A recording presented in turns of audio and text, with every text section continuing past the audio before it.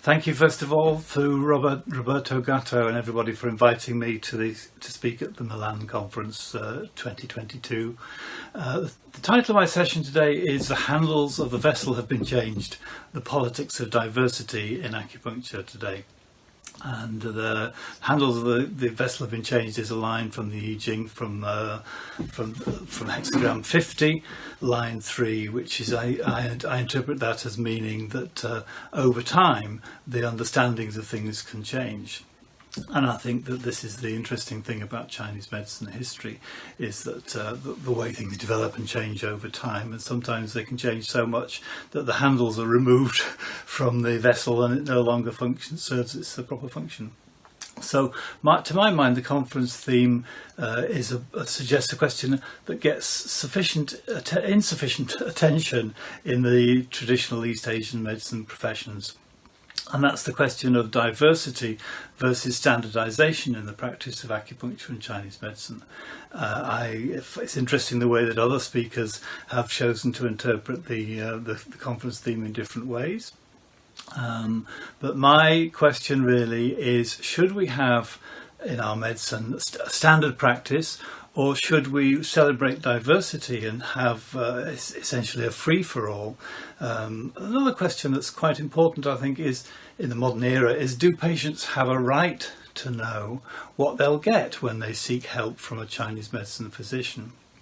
Or should it just be down to the whim of each individual practitioner to decide what they're going to give to people wanting to be helped by something called acupuncture? So I think we can identify two extremes in this. There's the one extreme where the practice is entirely standardized and that practitioners around the world are sort of told what to do. And they're offered fixed ways of working, set treatment protocols, that the patient knows exactly what they'll get because it's going to be the same clinical process from every practitioner.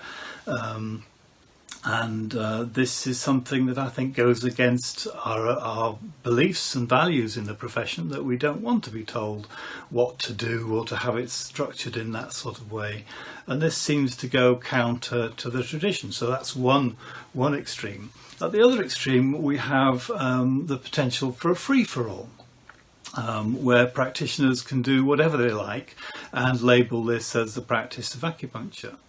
And I think that both these extremes are untenable in many ways, and there must be a middle ground that we should seek to define, I believe, whereby patients get something definable, where we can say what they're going to get, even if that isn't completely fixed. So I think that as acupuncture and traditional East Asian medicine matures in the West, I don't think that we can afford to ignore this question. We should be in a position to say what it is that we provide to patients. We need to find ways to define what it is that patients will get in terms of their diagnosis, in terms of treatment, and perhaps even in terms of the therapeutic relationship that they can expect from a practitioner. So today I offer some personal perspectives on this rather thorny issue, based on my 40 years or so of studying, teaching and practicing this medicine as a Chinese medicine physician. So I should say at this stage that my contribution today is an opinion piece. It's just my view. I don't have any position of power or authority or anything, and I'm not even fixed in my position. I'm interested in inviting a debate on this subject and the question of how we define what it is we offer to the public in terms of medicine. So one thing is clear, that we have a tradition of diversity historically that's always existed. The tradition of Chinese medicine is essentially a mishmash of different things. And this is why in the 1950s, 60s and 70s the Chinese tried to sanitize the tradition, to remove those things that they didn't think accorded with modern understandings of the practice of medicine. But as we know, when we look back on the Chinese medicine tradition, we know that acupuncture was founded by the educated elite of China's Warring State periods and the Han dynasties. And then it spread in the 7th century to Japan, where it's diversified and evolved ever since into something somewhat distinct from the classical tradition of Chinese medicine. And it's also spread to other countries, to Taiwan, to Korea, to Vietnam, and these countries of Southeast Asia. And each time it has been enriched by meeting new minds and different cultures. And this has happened through centuries of scholarly work.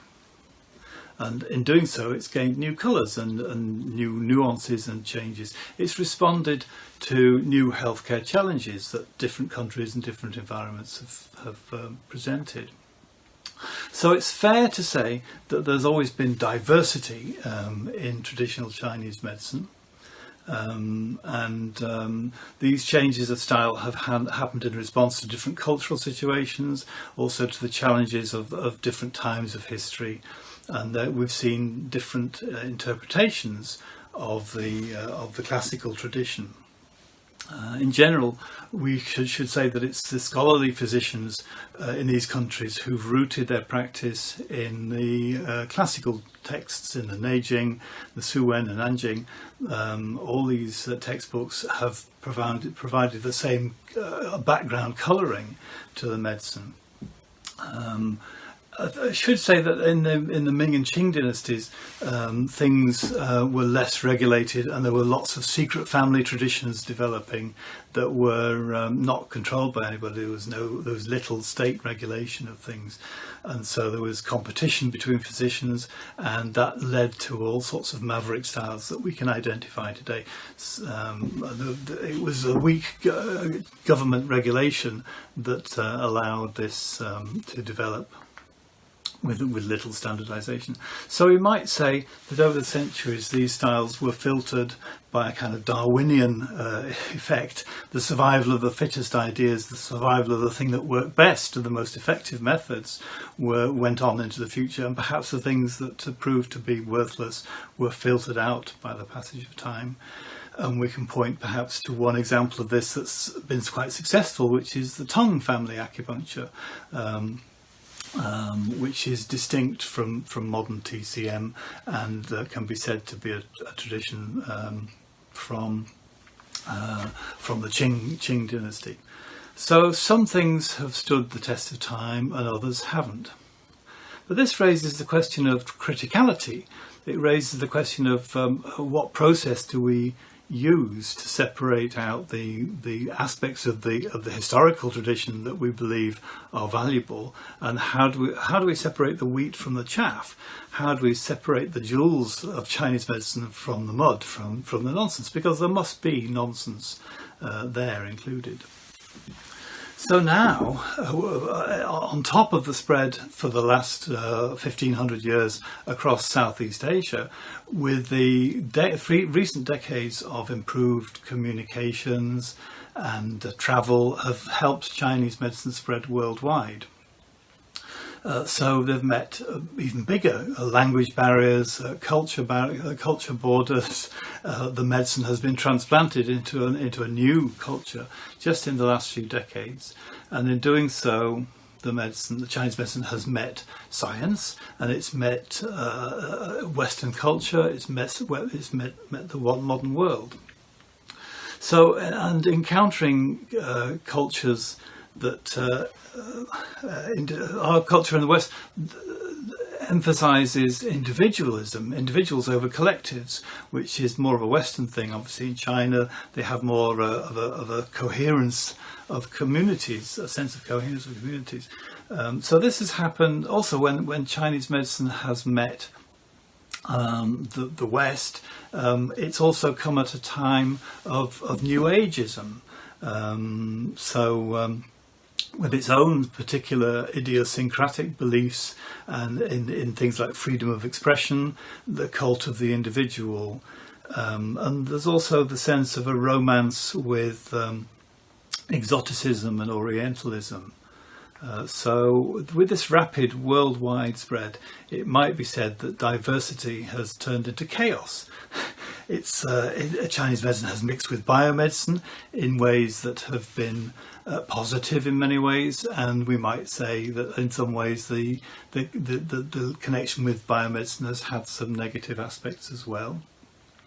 Chinese medicine and acupuncture has met with New Age thinking, which again I think has had some positive effects in terms of the application of psychology and psychiatry and counselling skills and that sort of thing. And I think that we can say that there's been perhaps some negative consequences of this meeting with our culture in the West. So, and for some, of course, the medicine has become a vehicle for self-aggrandizement or for creating personal cults or just simply making money. So we've got to consider, I think, as a profession, how much of this innovation has been beneficial and contributed to the power of the medicine and the value of the medicine, and how much of what's happened with us in the West has been a harmful degradation of the tradition. Can we have innovative, diverse schools of practice founded by people with only perhaps a superficial understanding of the source traditions? So we might see the celebration of diversity as a good thing, or we might see it as a harmful thing as well. So who decides what we include in the tradition, what we include in our practice, and what we exclude? Who decides what is part of this medicine and what isn't part of this medicine? So when a patient seeks help from an acupuncturist, who is it that defines what they're actually going to get? Should patients get whatever the practitioner wants to give them, whatever the practitioner's interested in, or should there be some sense of a responsibility to deliver something specific? What happens if a patient seeks acupuncture and lies on the treatment couch with drops of homeopathic remedy on their acupuncture points or crystals or whatever? Do we as a profession celebrate this as diversity, or do we see it as something outlandish and that perhaps should be excluded? So as well, today acupuncturists can promote their work by highlighting the research, which is great. We can say, well, we're pretty sure this is going to help because we've got evidence in support of what we do, which is powerful in many ways. But suppose a patient seeks IVF for fertility support, for IVF fertility support, having heard of the research that shows that it improves outcomes and improves success rates. And supposing that research showed the use of a particular protocol, and supposing the IVF failed, and the patient then realised that what they were given was something different to the research protocol. And this is an ethical dilemma, I think, that the patient might expect to get the treatment that was supported by the research, and the practitioner may well want to celebrate their diversity or even their diagnostic skills and do something different. This is a circle that in some ways needs to be squared, and that we need to think about. And I'm not particularly proposing any solutions myself. Well, I am a little bit at the end, but I do believe that uncontrolled diversity is problematic. There's also the issue of when we come to advocacy, when we come to the PR and branding of our profession, as we become more established in the West. I think there's a need for us to define the product that we provide. How do we advocate for a medicine that we can't define? That we can't say for sure what the patient will actually get. If healthcare policymakers or managers in healthcare want to use our services, they need to know themselves what patients are going to get. They need to get some idea of what we're going to deliver. So I do think that it's time for us to reflect on how we represent this, how we represent what it is that we provide. And this is a marketing issue, and it's also an ethical issue, I believe. I think that if we have novel treatment approaches, if we use interesting new developments, then we should see this perhaps as research rather than actual practice. And I think that in the modern world of medicine, then research needs ethical approval, that people need to scrutinise what's actually being done. And I do know I came across a teacher at an acupuncture college in the UK who routinely was applying a blow lamp, a plumber's blow lamp, to the acupuncture needles as a treatment that he believed was moxa-esque, or it was a kind of a moxa without the smoke, but with a flame. Yeah, that's research. That's interesting. It's an interesting idea. It's novel. It's innovative. It's diverse, perhaps. But the question really is: do we, as a profession, feel that should be taught in acupuncture colleges as the foundation approach to clinical treatment? So we do have many genuinely established styles. We have Japanese acupuncture, we have Korean acupuncture, we have Vietnamese styles, and all these have gained their validity by the passage of time and by usage on millions of people over a long period of time. And the same with Chinese herbs as well, that we have Kampo, the Japanese styles. We have, for example, the style of Ye Tianshi, a Qing dynasty physician who's become quite influential in modern times. So these are existing currents of practice that are actually part of our established diversity. But the opposite of diversity is standardization. And in biomedicine, the route to standardization has been through the evidence-based medicine movement that was established in the early 1990s.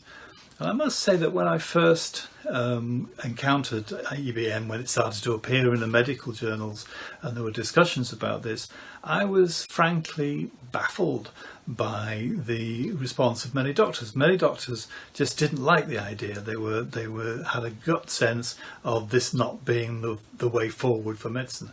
I found this very strange. At the time, I thought they were being unscientific. They were sort of choosing to not accept the application of science to what they did. And I just couldn't understand why they wouldn't want to base what they did in evidence. But now I do understand it. Now I have a better understanding of the criticisms of that approach. Evidence-based medicine gave us expert panels who dictate protocols based on disease labels. These are experts in a room, in a committee room somewhere, who don't have the actual patient in front of them. They just have a disease label to work with.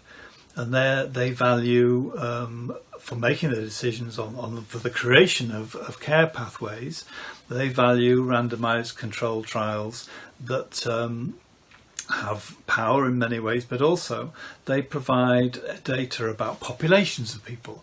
They don't necessarily help define what would be best for an individual. And of course the person who's best placed to decide what's best for an individual is perhaps the person sitting in front of them with that room, who has the expertise to make a reasoned judgment themselves. So the expert committees behind evidence-based medicine average things out in a way that includes people who've benefited from the clinical trials, and also within those clinical trials are those who haven't benefited, and of course there are some people in those clinical trials who didn't benefit at all, who got harmed or even perhaps killed, I don't know. So problematic too is the fact that the evidence that these expert panels in evidence-based medicine use is paid for by industry, by the pharmaceutical industry, and obviously the research is geared up towards selling products. And so this is another problem, is that the research, the science, is sort of owned by people with vested interests who are making money out of it.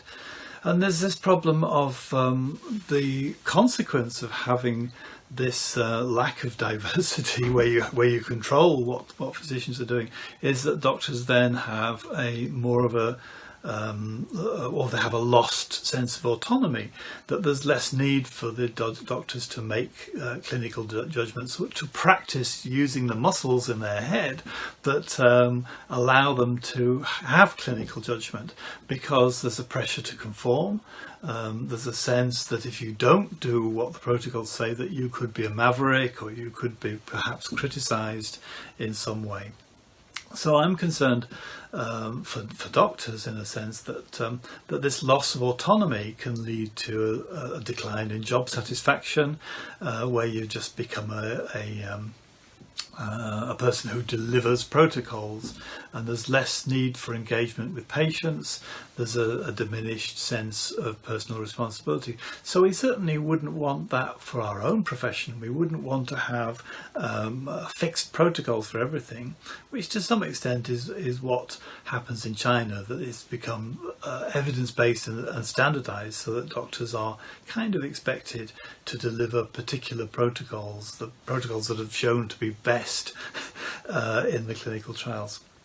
So the question for us really is, where is the sweet spot between anything goes diversity and over-regulated standardized practice, between the chaos of random made-up personal styles, which we do see sometimes in the West, and the straitjacket of fixed protocols? How do we square that circle? So I think it seems to me that the first thing we have to accept is that there is a mainstream practice, that there is a majority style that is taught in colleges, acupuncture, Chinese medicine universities around the world, and that's the style that is most researched, and it's practiced just in China by something like 500,000 doctors in Chinese hospital settings.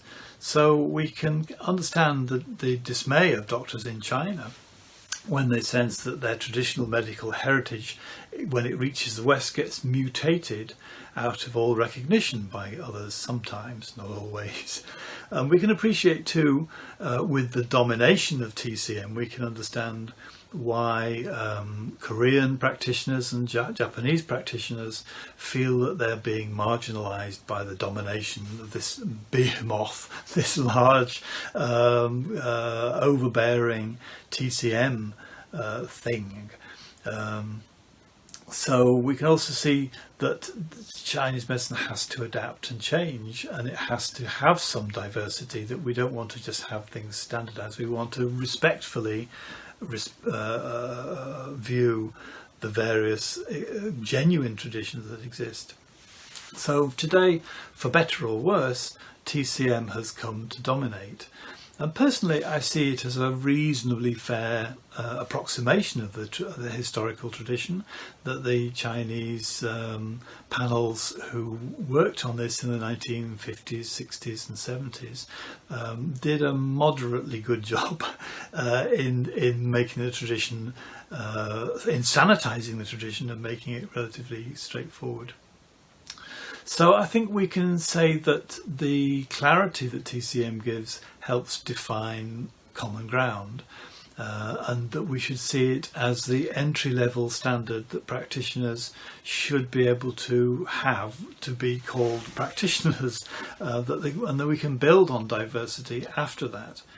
So this is with the caveat, of course, that TCM, the learning of TCM and the teaching of TCM in our colleges should leave the practitioners that they generate, the graduates that they generate, fluent in the characteristic way of thinking of Chinese medicine, that it's not simply a performance that you've taught to go through a series of hoops and jumps, that actually if our practitioners understand the fundamental principles deeply in their bones, and that come from the historical classics, then I think that is a valuable thing to have, and that would be the value of TCM teaching if it included those core understandings very clearly.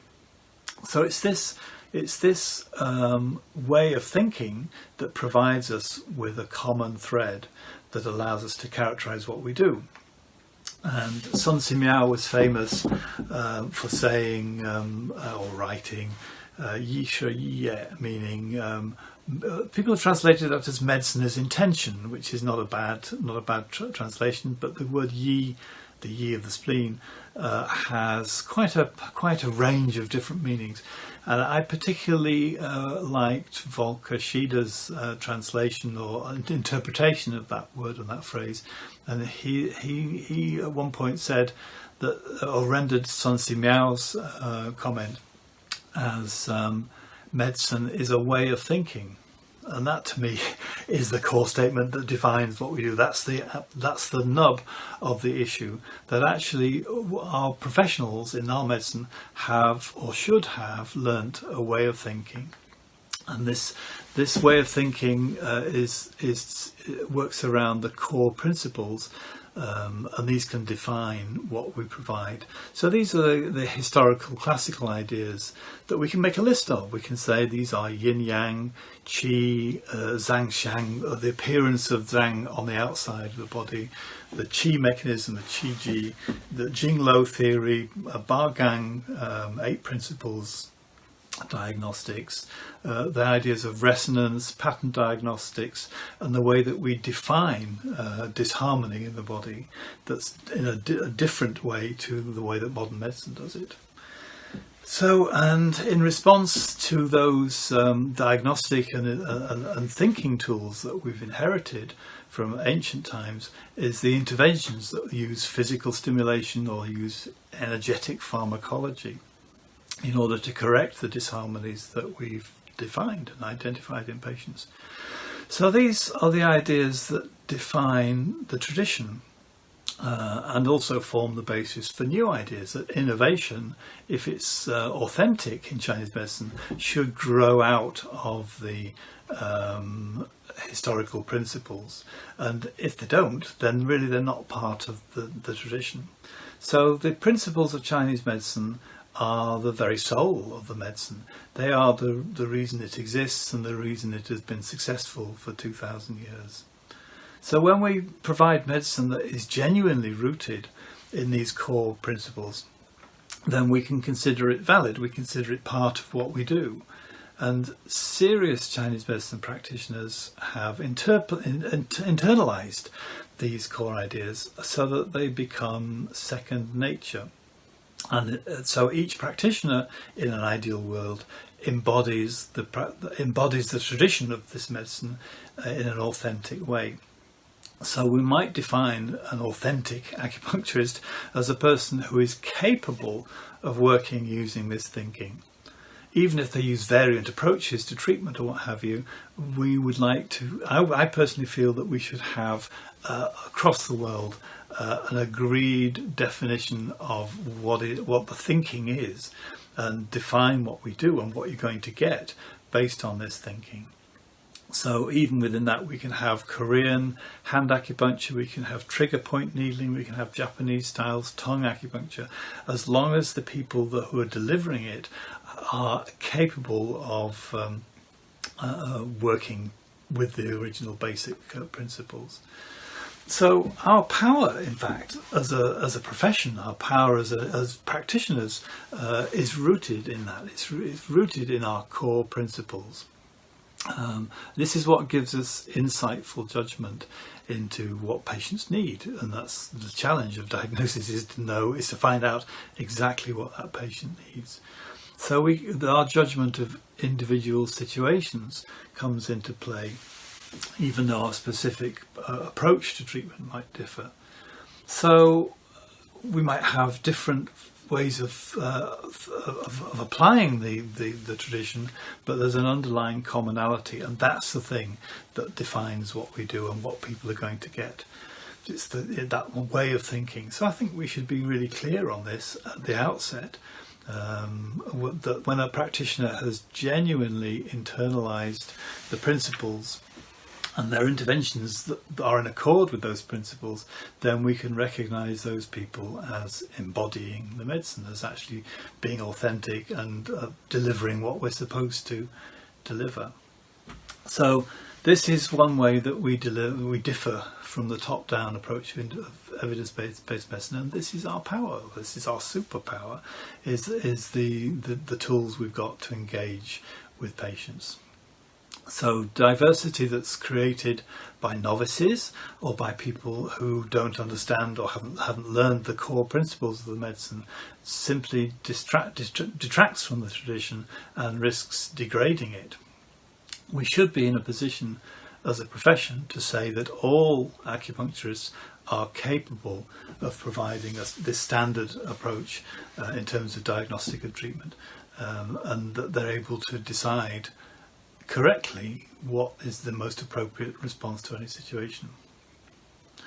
So to sum up, we should be able to say what people are going to get when they seek professional acupuncture, and that shouldn't be just a made-up free-for-all diversity.